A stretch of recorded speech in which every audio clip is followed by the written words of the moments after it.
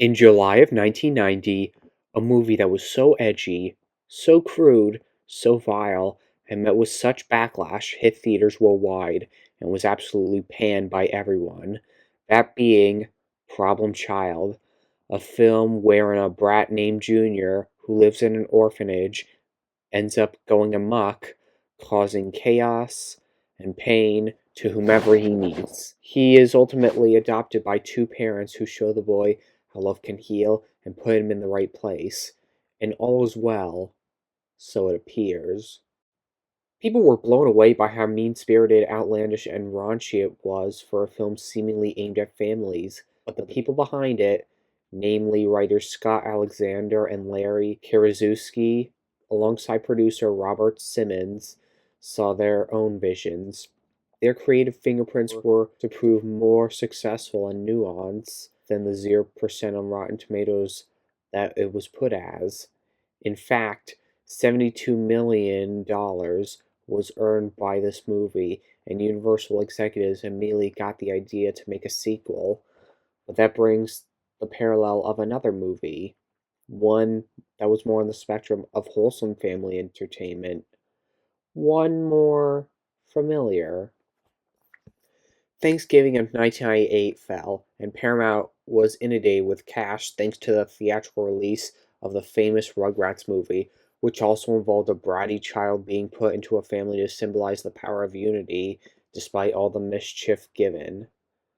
This film doubled the box office of Problem Child, and as a matter of fact, the first cartoon movie outside of Disney to gross over $100 million.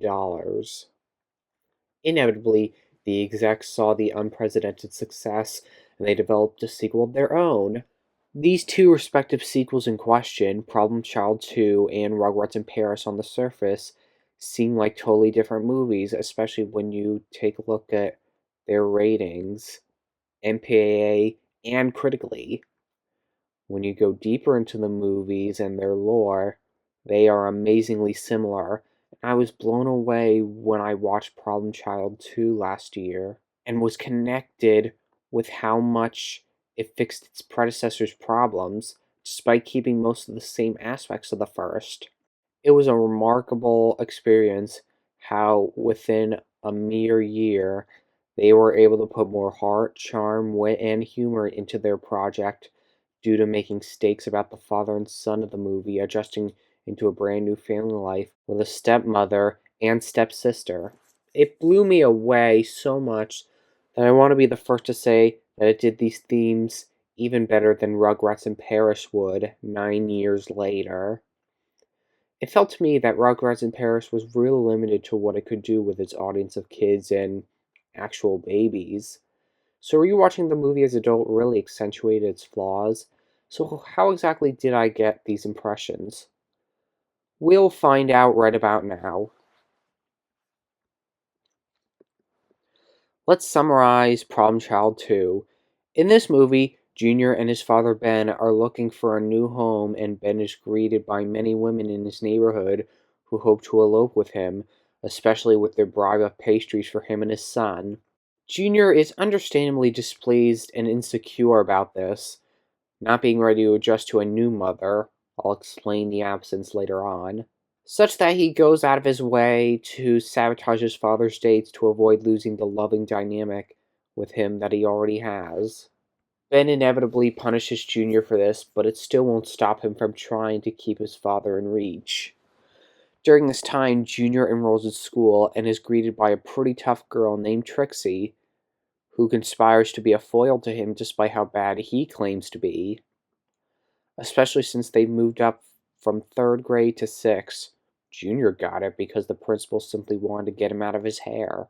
Anyone who can break wind like that has to have a mind. So I'm going to pass you on to the 6th grade, and in 1 year, you're going to be in another school. But my dad says 3rd grade is the foundation of my education. Oh, your dad says that. Your dad is a moron! He's a moron! You know what a moron is? They are smarter than most of the kids give them credit to be, so then they go on a battle of outwitting each other, despite how troublesome it would be on their records. The bitch must die.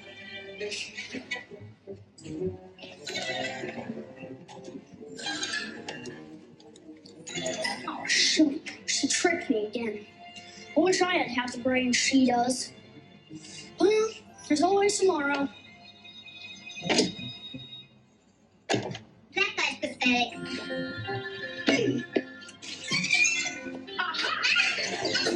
Despite Ben's kind attachment to the school nurse Anne, who is actually Trixie's mother, he ends up falling in love with a rich woman named Lawanda Damour, who is an explicit pedophobe. In a nutshell, she hates kids due to their mischief and unruly antics, and when Junior tries to dissuade his father from marrying her, his bad optics from the other events of misbehavior refuse to convince Ben otherwise. Ultimately, after a night of bonding with Anne over an eventful dinner to say the least, the two kids decide that they are destined to be a family. Quit pushing. It wasn't our fault. I got hit in the head with an egg. Just get out of here and you can never come back to Pizza Ribbit again. That's a big loss. Yeah, we should know Olive. Did everybody get enough to eat? Yeah. Annie, you look like you could use some dessert. Oh, I mean it right around here. But that's pretty funny. He takes after me, you know? Junior, I'm sorry I hit you with a fire hose. That's okay. I'm sorry I made you barf on the crazy dance. You know, I think your dad likes my mom. Normally when a guy does that, I run him over with the car and knock him down the stairs. I gotta look out for her. But your dad, he doesn't bug me that much. And you know, your mom doesn't bother me that much either. Pals? Pals. As the two females are an explicit counterpart to the two males. So they object at the wedding by exposing Lawanda's hatred for them and even her disdain for Ben himself, and then run her over with the love rock. In a nutshell, it was a lesson in their science class that they both got attached to and was a catalyst for them to bring their respective parents together. Anne and Ben finally do realize their romantic chemistry, and they then take their children and live happily ever after, despite knowing how violent and sadistic their children are. You can't stop love, though, and they know that they can all grow together.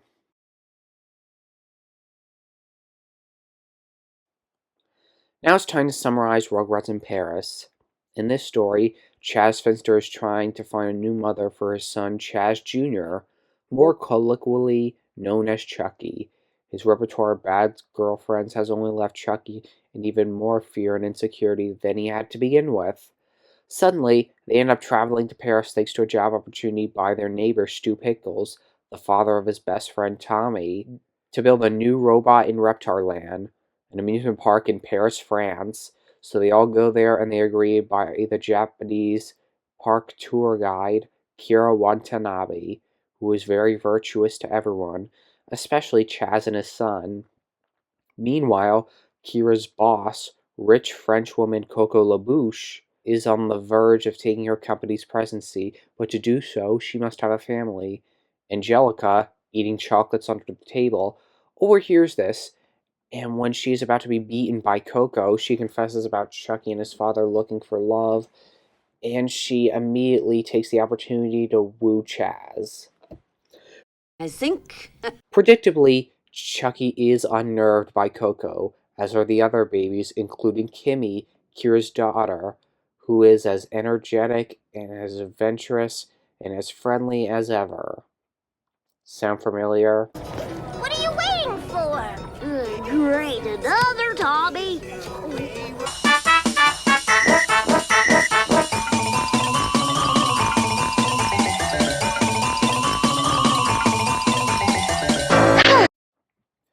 Ultimately, the wedding day comes and the guilt finally comes to Angelica, who confesses to Chucky, who is all mortified from how sadistic his soon-to-be mother is. But he soon realizes that there's still time. They hijack the robot Reptar that Stu was working on, and Chucky, just below Tommy in adorable fashion, grabs Kimmy from the daycare, and they stomp through Paris to the church to stop the wedding, and they expose Coco's true colors, along with her underwear. And Kira, having realized Coco's plan earlier on, walk into the church to declare that they want to be part of Chaz's family, and seeing the rightful antithesis in the Japanese girls, they get married and Chucky's happy with a kind stepmother and new sister. So yeah, a lot of similarities to go about. First of all, there's an insecure son and timid father looking for a new family, which turns out to be a friendly caretaker with a very spunky daughter. Mischief ensues with the kids due to their young age, and there's also a rich woman who tries to marry the man despite her hatred for children, and the kids team up to expose her. So the dad marries the right woman. The foils work together to earn their happy ending despite all the massive chaos that has been caused in town. I need to say, however, that there's a lot of charm in both stories, especially because, despite how timid or rude these kids are, they are indeed kids at the end of the day, compelling ones at that. They have agency, and they got to use it, and for all it's worth, it pays off for them. Dissecting them, though, Problem Child has a much darker, sinister edge to it, as they got divorced from the mother, so they are trying to make their lives as worthwhile of freedom as possible before being greeted by the woman.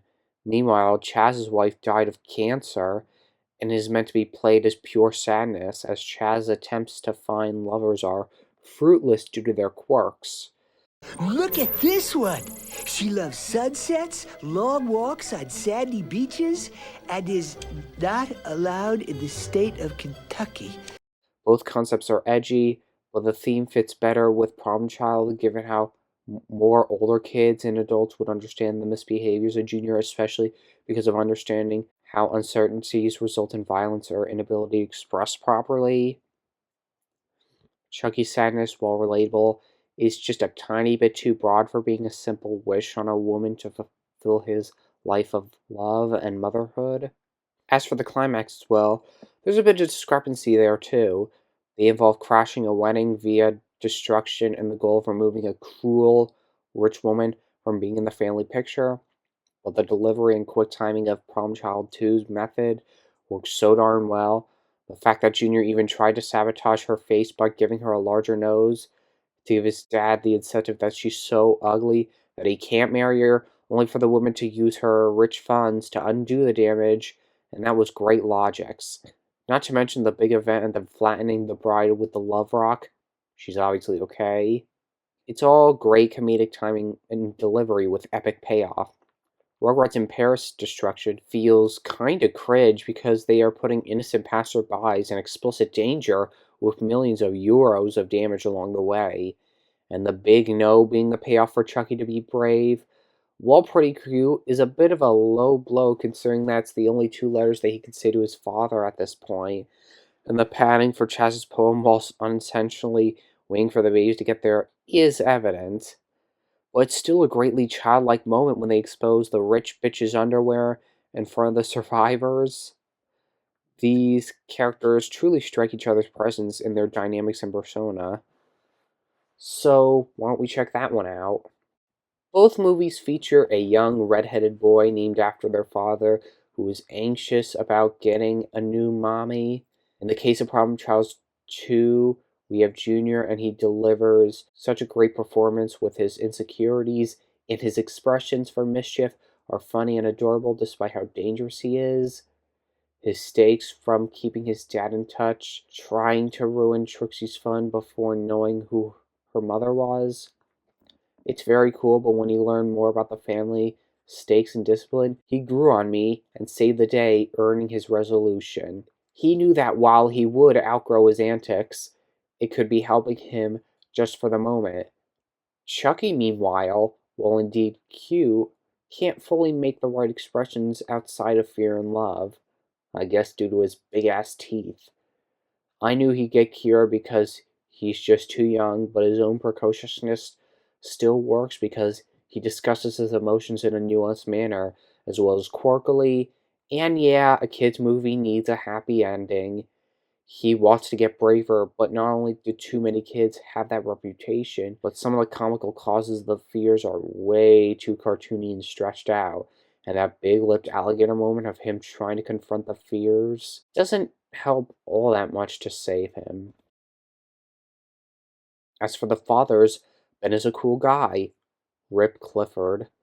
He is one of those guys who screams cool 90s dad with his hair, attitude, car, house, and even the voice and stance. Hey, Junior! Hey, Dad. So tell me, how How was your first day at school? Pretty good. They skipped me 3 grades. They skipped you? That's fantastic! I can't believe it! His motives are to find the right mother for his son, to control his unruly attitude, and the ways that he goes beyond and back to appease Junior is so well done. Because he wants to discipline Junior, yet he can't be as hard as ever because exacerbation is inevitable. His clutchy nature also has its own charm when he's trying to flirt with the nurse, and his charisma shows so naturally in his dialogue. His charm and his true persona is the true catalyst for him capitalizing on his growth by talking to his peers and how he needs the new family amidst the divorce. As for Charles Sr., his timid attitude does make for an engaging character, especially due to being a widow, and the negative influence that he's displaying on his own son is rightfully evident. I do also admire his love for bow ties and obsession with keeping his lungs healthy. But even going beyond his fragility, his pushover attitude when it comes to Coco leaves a bit to be desired. Because not only is it painfully obviously set up that Chucky will be stopping him, but Chaz is too oblivious to look beyond Coco's looks. Not even the adults are suspicious of that. Ben's suspicions, on the other hand, are reasonable given Junior's concern, but he shuns them away just because of how naughty Junior seems despite the ultimate truth, and the end result helps trust his son even more, and he wins the right wife. Speaking of whom, let's analyze them. We got Susan Sarandon's Coco versus Lorraine Newman's LaWanda. Yep, Lois Foutley. Coco is menacing, especially with her French accent and the great wardrobe, as well as her condescension towards everyone else. Her stakes aren't fully logical, though, because even if she had married Chaz, they'd quickly split up eventually, and she'd still get fired from her company for her true colors. Wanda, on the other hand, seems to have a good circle of friends who are blissfully unaware of her hatred of kids, and their honor for her makes the reveal all the more ironic and dramatic.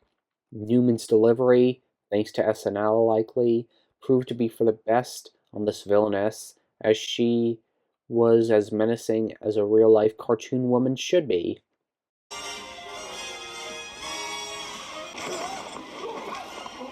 Out of my way, fat boy. They missed a payment, toss them in the street. More money. These damn gigolos. Wants to bleed me dry. Decent man. One with integrity. One with compassion. One with... Oh, my God. Who's that beefcake? Hi, hon. Oh, he's incredible. He's just my type. I love how deranged she is to appease Junior with the clown room, and when she got the Pinocchio nose, she cranks her awesome silliness up to 11. Finally, let's address the stepmothers and stepsisters in each movie, Kira and Kimmy. They are cute with their Japanese culture as well as Kira's kind virtues and child-caring natures that wins Chaz over in the end, but they barely interact with each other's counterparts. Yes, Kira does comfort Chucky by returning his bear, and Kimmy gets to dance with Chaz, but otherwise, it's kind of nothing.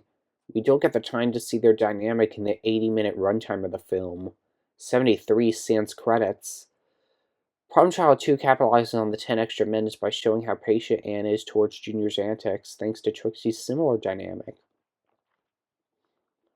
Ben even gets to see this when he believes Junior hijacked the puppet show. Oh, Baldy! Sure is great to see all those parents out there tonight. It sure is. Hey, you can't do that to me! What are you doing?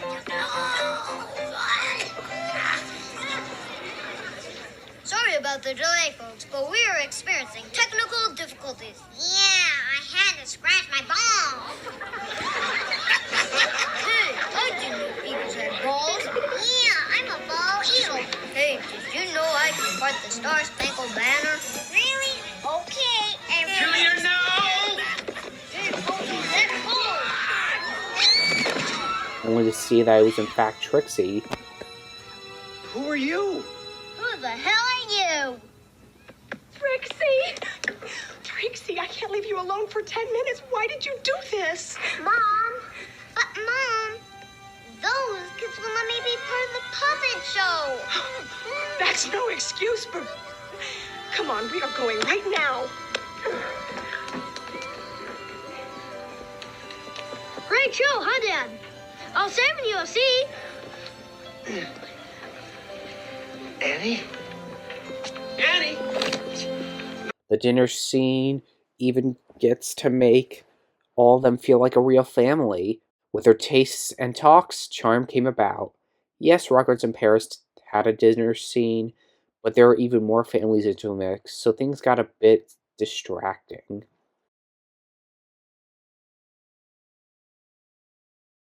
When it comes to the humor, oh boy, where do I begin?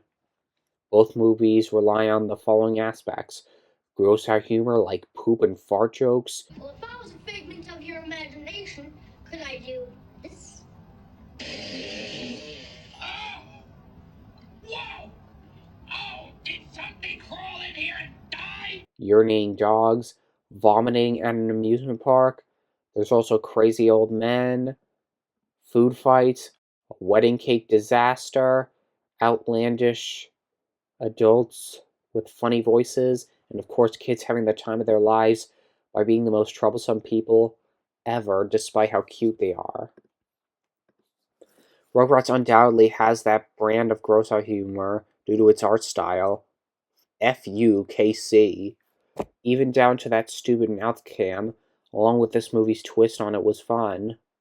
It honestly loses its charm rather quickly, especially after watching episodes back to back.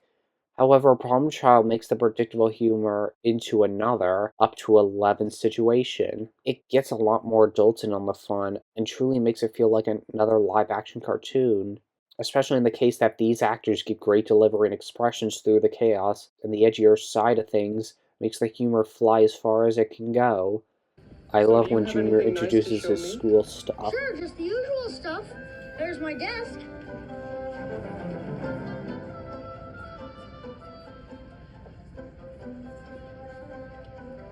And here's my science project.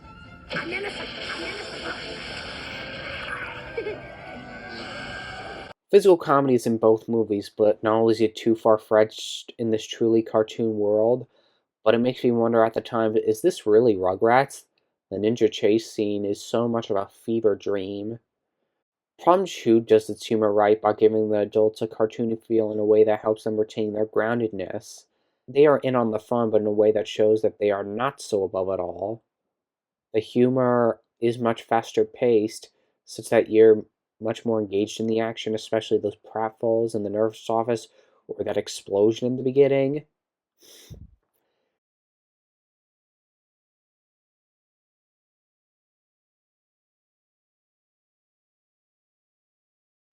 The arc to triumph is the big toilet scene where Trixie and Junior hide the dynamite stick in the toilet and their teacher uses that exact stall.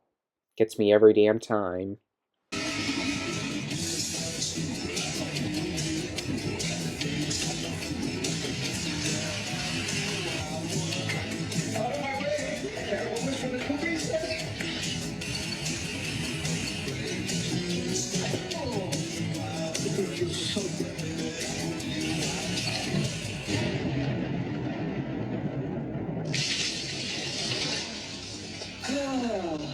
Let's see how the direction comes about between both films.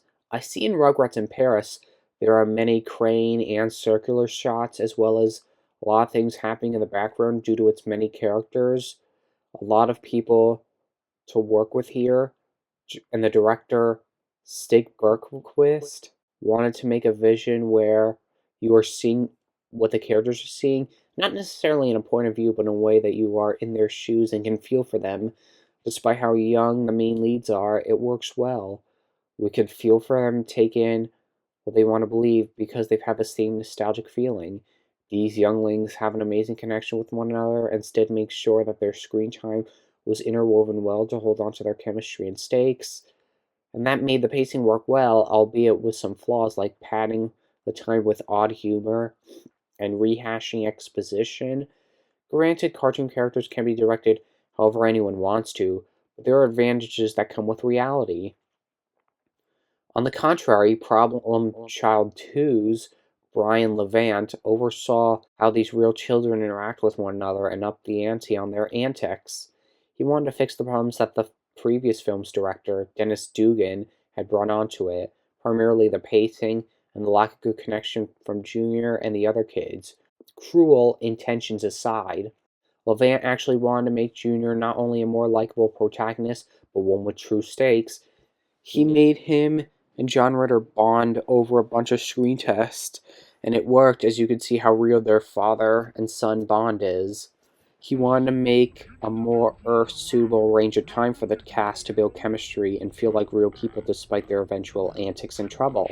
His assistance with cinematography works excellently well, with the fast paced action as well as the multiple angles on where the conflicts arise.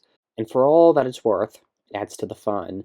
Thanks to Levant, the exposition by the characters is delivered with such emotion that you're engaged well with the information that you're given, no matter how useful it feels to be in the long run. It's got the charm. While we're on the subject, let's talk about the overall charm that each movie's vibe dispenses. Both are extremely childlike broadly, but when you scratch the surfaces, the flaws and strengths really stand out from one another. Rugrats' charm is shown in its quirks, of the animation's dreams and hopes that we've had when we were extra young and innocent despite how dark the hardships around us were to us.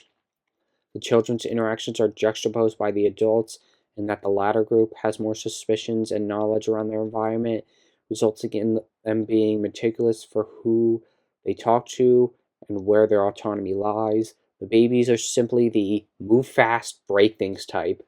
But it works for me because people like me have had that attitude where we make our impulses do whatever just to see if it will get our desired outcomes, and that charm in that is given due to how cutely the babies go around their surroundings with their chaos and stakes, forgetting Chucky, his eventual stepmother.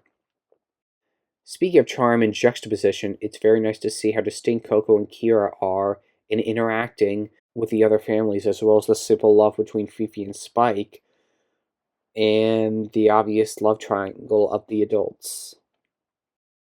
More charm occurs by displaying a lot of cool ethnic culture. Aside from the setting of France, the park itself is Japanese based, and we even get to see a parade filled with international fun and cool lore. Even if a toddler won't understand the cultural significance, it's safe to say that they will be admiring the clothes and how their rituals make them who they are. And of course, the voice cast fully adds to the charm, with John Lithgow as Jean Claude, Tell me what buffoon is responsible for the said challenge amphibian! It's that gauche toy designer named Cucumber. No, Pickles. I've done the voice for Jean-Claude, who's Coco's lackey. I'll take care of it personally. Kira! Madame Le Bouge wants her pickles now! He's also very cynical, dry, and sarcastic. Gives her a hard time. I see London, I see France, I see Coco's underpants. Well, I think the animators really want to be there when you record it because they watch your face very carefully and they get lots of ideas just from the energy you bring to recording the voice. It's why so many animated characters end up resembling the actor. Mako as Mr. Yamaguchi, I've begun a search for my replacement. Splendid! I accept. The candidate should not be concerned only with money.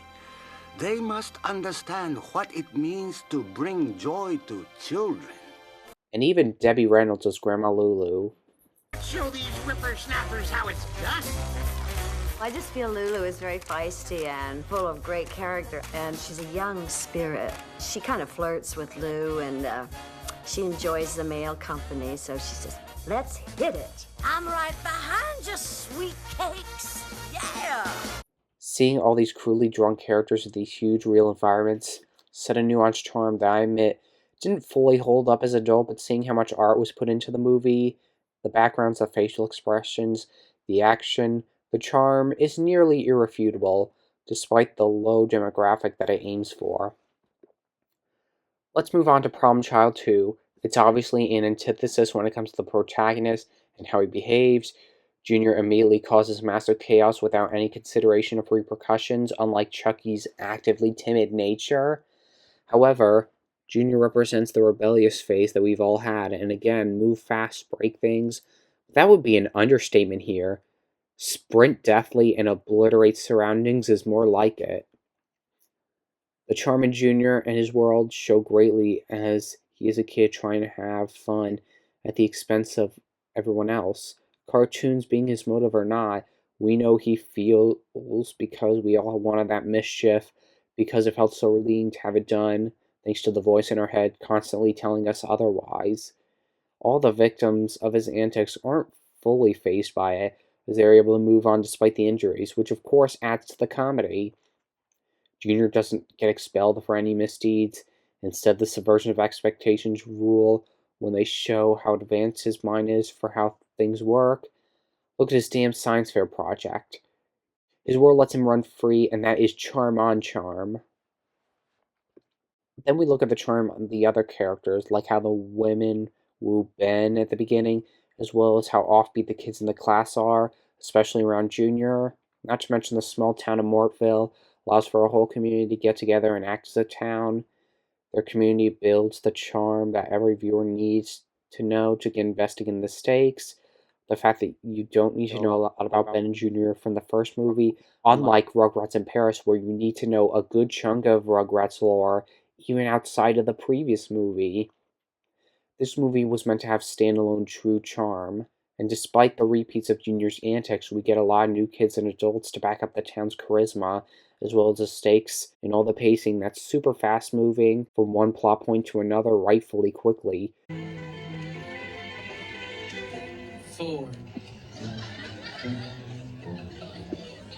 Murph, you've been in the 6th grade since I started teaching here. I really want to get you out this year. Now, please, please work with me. What's 3 plus 2? 9. I can see this is going to be a long year. 5, all right? The answer is 5. You! What are you saying? I said 5. Dandy, I'm glad somebody's paying attention here, Polly, and pass out the work. Problem Child 2 delivers its story with a subtle trust in that we feel that Junior is going to mature with his final antic. We feel that Trixie will side with our family, and we feel that every joke in the book will land despite how childish they are. It turns the predictable natures into nuanced ones with how edgy yet real the world is. Kooky and fun is this little world, but its cinematography coupled with the effects and great amount of charm that surpasses Rugrats. So, what matters? I wanted to shock you guys into learning about an unprecedented comparison. I wanted to create a new, strange, yet compelling video that could shift your perspective, challenging the norms, preconceived notions about these two films. Despite the struggles of analyzing such contrasting movies, I aim to bring out the deeper, often overlooked layers in Problem Child 2 and Rugrats in Paris. At first glance, they seem vastly different, but diving into their themes, humor, characters, and direction reveals a remarkable similarity, and one film clearly triumphs over the other. There is a lot to take in from art, and moving pictures can set up so much for that. I commonly have to revisit shows and movies to understand the underlying subtext that I had initially missed. Each character's motives go beyond more than I believe, so people like me want to rewatch and observe the good treasures of show don't tell, and they pay off. We thus end up being reminded of similar projects. We go about seeing the contrasting pair that we check on, what went well and what didn't. Art lovers are exposed to so much media that we make the inevitable connections to multiple works to see where the themes lie and which one submerges as most powerful. Every day that goes by, we think about media and its surrounding partners, and then how it shapes us to make our own persona. And for all that it's worth, comparisons really improve us because it helps put our own creativity in appreciating the mediums as well as even criticizing it. Despite how negative some of the stuff may be, we can learn a lot from it.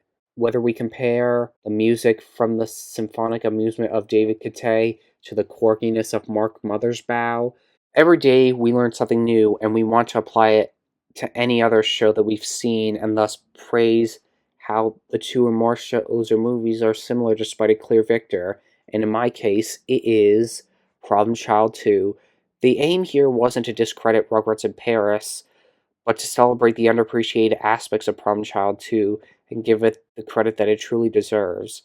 As I explored the differences and similarities, I found that despite its darker edge, or rather because of it, Problem Child 2 holds a unique charm and depth that surpasses Rugrats in Paris, providing a more emotionally resonant and impactful experience that lingers longer. While both movies share similar storylines revolving around a father and child trying to adjust to a new family dynamic, Problem 2 offers a darker, more mature exploration of themes like insecurity, mischief, and familial bonding.